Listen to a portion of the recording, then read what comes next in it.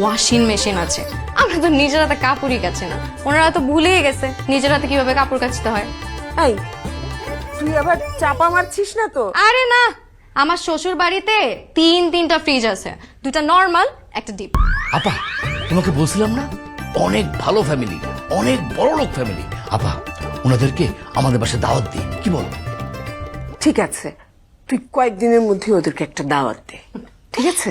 তোমরা তো আমার কথা বিশ্বাস করো না, আমার শ্বশুর বাড়ির লোকরা অনেক বড় লোক, টাকা দেখতে দেখতে বড় হয়েছে না, এটা কাছে টাকা হাতের ময়লা।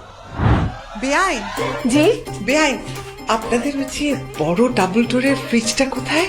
নতুন কিনেছেন? নতুন ডাবল ডোর ফ্রিজ? আমাদের তো কোনো নতুন ডাবল ডোর ফ্রিজই নাই, আমাদের তো একটাই পুরানো সিঙ্গেল ডোর ফ্রিজ, তাও আবার কতদিন ধরে নষ্ট হয়ে আছে। আচ্ছা আপা, আপনাদের ওয়াশিং মেশিনটা কোথায়? দেখলাম না যে। আমাদের তো ওয়াশিং মেশিন নাই বেআইন, বুয়া কাপড় ধোয়।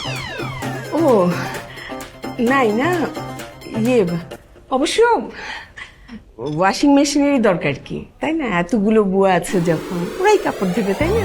এতগুলো তো বুয়া না, একটা বুয়া। এত বুয়া দিয়ে কি করব? আমি আছি, আমার মেয়ে আছে, এখন তো বৌমাও আছে, আমরাই কাজ করি। এই